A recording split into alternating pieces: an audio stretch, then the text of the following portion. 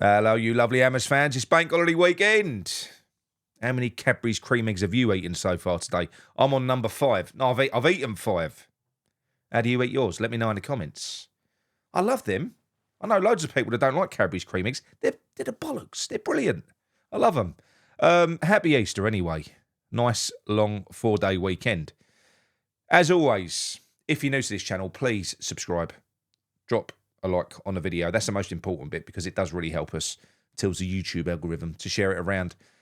Only takes a second. Please do. And also, if you like your tea and your coffee, don't forget, head over to the Kent and Sussex Tea and Coffee Company. You'll find a link to their web store in our description. If you use our discount code Claret15, you'll get a nice juicy discount on your tea, your coffee, your accessories. They're the bollocks there. Run by a bloke who supports West Ham fanatic. Go and support a local business. All right? Okay, we face off against Southampton at 3 o'clock at the Bowl on Saturday. Playing against a team that have been relegated quicker than any other in Premier League history. It's sad, really, for Southampton. They were once... They're a big, established sort of Premier League team that have been run terribly, Not as big as us, but... what they are is kind of a beacon as to what you can turn into when you are badly run. And it's, horrific, really. Because for us, although they're bottom, we're 17th, We're 17th. When next season starts, we're gonna be the worst team, the worst performing team in the Premier League if we stay 17th. So we have to be beating Southampton. I'm taking it for granted that we're going to be 17th. I am. I mean, I think we'll beat Saints, but then I think we've got some very winnable games thereafter. Man United are crap, Tottenham are crap. We've got to play Ipswich. There should be some points there in the last few games. I just hope and pray that we don't just go out and get 3 points because everyone's got 3 points against Southampton. It isn't just the win. The win means fuck all. The fans that do actually make it over to that stadium this bank holiday weekend, they're going to need something, Graham. They're going to need entertaining, mate. They're going to need some of this excitement that you're talking about in your press conferences. You're very good with words. You are. You talk a good game. But actions speak louder than words, and your actions are shit. They are. From what we've seen so far, 3 wins from 13 games. The better performances have only been half a good performance. You never get the starting lineup right. You have to unfuck it every time at half-time. It's a myth that we haven't got the players to play good football because second half against Liverpool. We outplayed the league champions or soon-to-be league champions in the second half. So you have got the players there. Please don't play 5 at the back. Please don't play 2 central defensive midfielders. Play 4 at the back. Play 1 CDM. That's 5 defensive players. That's enough. And then play 5 forward-thinking, attacking players. We know who the back 4 is going to be. Alvarez, not James Ward-Prowse at the base. Please. I don't care if you're going to... Well, I do care if you're going to sell him, but he's here, and he's far better than James Ward-Prowse, and you're making yourself look a massive dick by not playing him. Alvarez at the base, please. Paqueta and Soler in central midfield. That is our best available midfield. It is. We don't need Souček in this one. I don't want to see us scoring shit-ass goals from set pieces against Southampton. No, we don't need him in this game. We just don't. We want to play football. Fluid, fast, attacking football. We've got the players to do it. So please go out there, put a show on in this game. And like I said, give us a glimpse of this excitement that you are leading us to believe that we're going to be experiencing next year when the likes of Paqueta and Kudus are gone, who were probably the only reason that we did do anything against Liverpool in that second half. I mean, that was a one-man performance, really, if you've ever seen one, wasn't it? Or 2, if you count Kudus, because he was brilliant as well. And Wan-Bissaka. Wan-Bissaka was good. But what I'm saying is, you're stripping away these quality players, and I don't really know what you're going to replace them with. I'll be perfectly honest. We've got Sullivan negotiating deals. We've got you and Macaulay helping to choose targets as well. But you can pick a target. They've got to want to come here, you know. Jonathan David never wanted to come. Daylap. That's what I'm going to call him now because he ain't coming to us. Daylap don't want to come. He's going down with Ipswich, you know. He's not going to get in the first team at Chelsea or Man United, but he doesn't want to come to us because the chaos surrounding this club is ugly. Looking from the outside in, it's ugly for us as West Ham fans, but why would you join this at the moment? You know, especially if you're a forward player. We create the least chances in the league.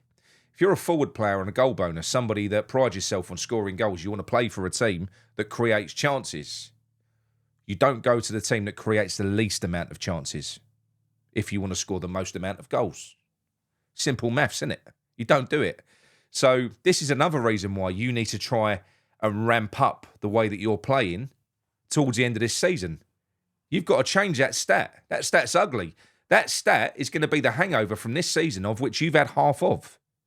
I've already said, you ain't only been here a month. You've had half. You will have had 18 games of a Premier League season with a base of 23. That's a lot of points to play for. It's a lot. You do the maths. That is. There was an opportunity there. Yeah, you've had a few injuries. What Premier League club doesn't suffer injuries? But you have had injuries. Fair enough.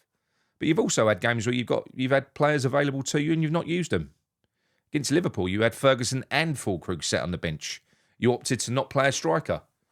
You keep on insisting on playing James Ward-Prowse and Souček when we've got better options. The amount of games that you've burned through this season already.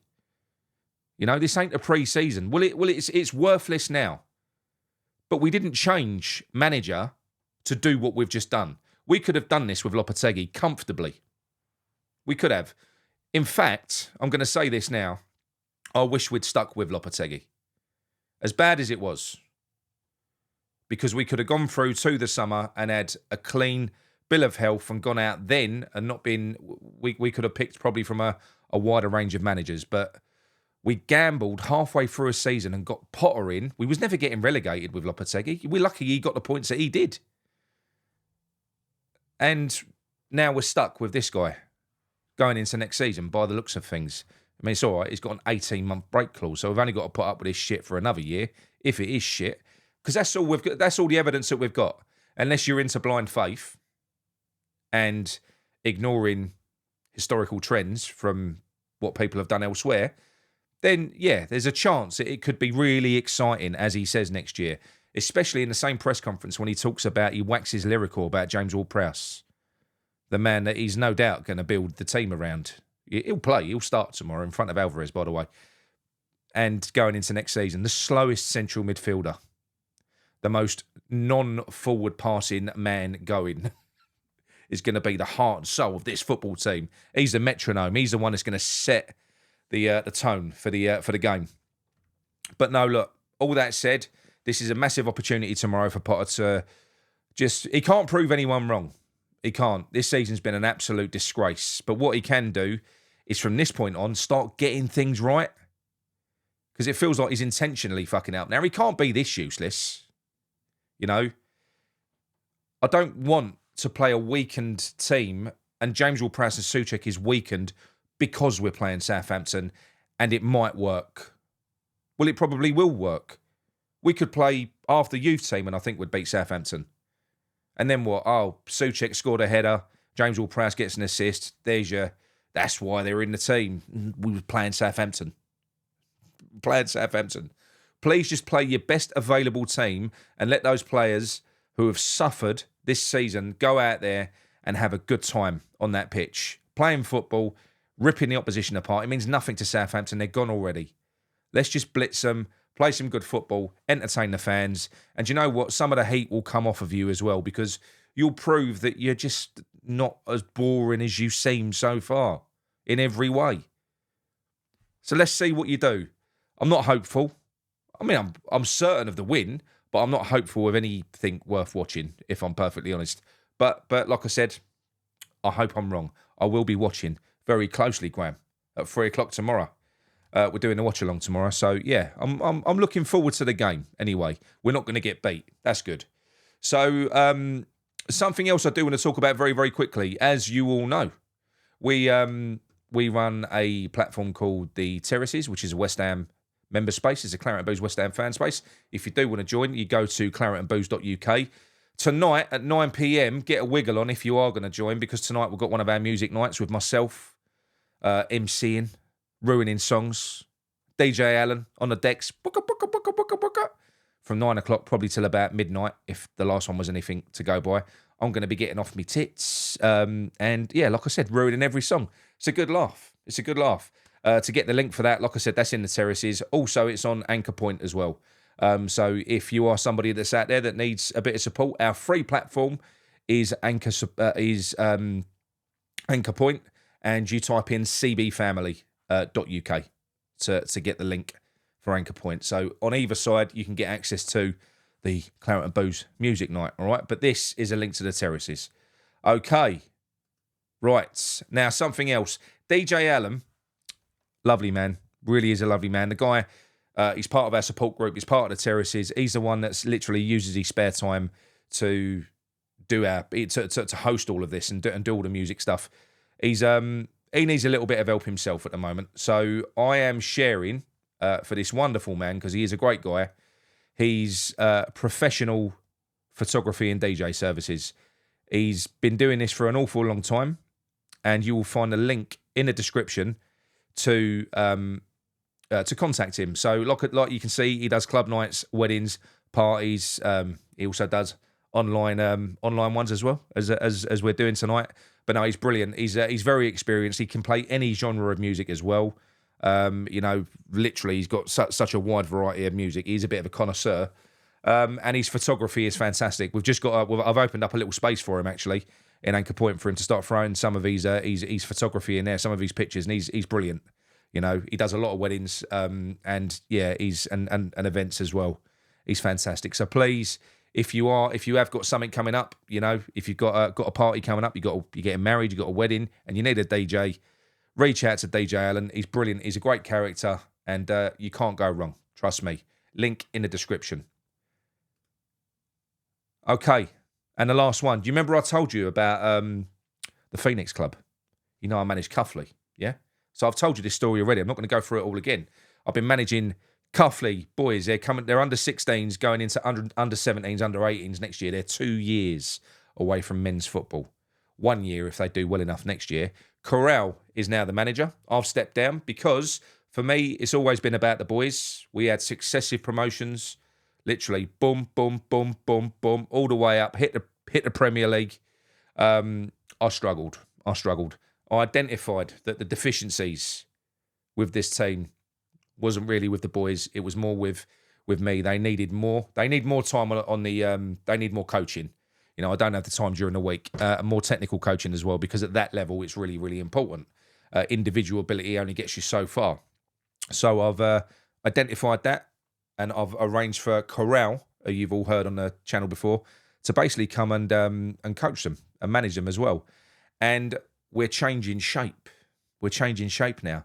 So we're leaving the current club, and we're starting a new club. And that club is going to be called, there we are, the Cuffley Ironworks. So that is all done now. It's a lovely kit, that, isn't it?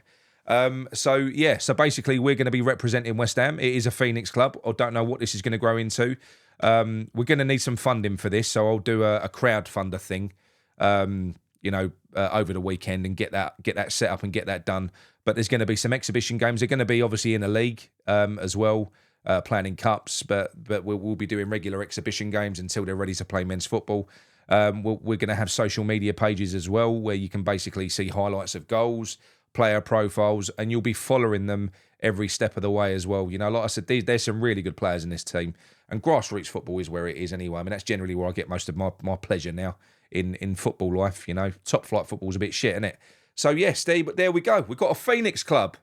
If you do want to get involved, this is the time when you do it anyway, because this is the start, literally the start of what I hope to be something fantastic once they reach that age when they can go into men's football. I think it's going to be brilliant. So yeah, we're going to need all sorts of help, sponsors,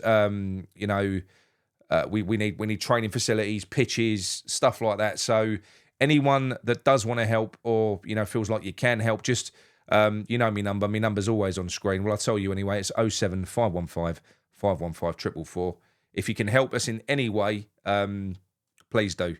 Yeah, like I said, Cuffley is where it all started. Like I said, they've been with each other since the age of 7, and that's where they all live currently. So that's where all the games are going to be played at the moment, because none of them drive. They're 16. Their parents need to get them to training and stuff like that. So that will all remain local. Will remain in the local league until they're growing up a little bit. And then, do you know what? We're going to sort of spread ourselves out more into East London and Essex. We'll be looking at that. So I'm really excited about it. Actually, we've got all the material ready. We've got accounts set up and stuff like that. So yeah, just watch this space and jump on board. We're looking at an exhibition game at a stadium. We've reached out to quite a few clubs, so that these boys are actually going to get a chance to play in front of a big audience for the first time as well, and that'd be brilliant. Seeing you all having a beer, it's going to be fantastic. So yeah, the start of a new chapter, Cuffley Ironworks. Right, look, anyway, that is it from me. I've taken enough of your time for now. There's going to be more shows tomorrow. Enjoy the rest of your Friday. Go and stuff your faces with more chocolate. And I'll see you tomorrow for the post-match. Potter, come on, mate. Just attack from the start. I don't want to be 45 minutes FC again, all right? Speak to you all soon. Come on, you irons.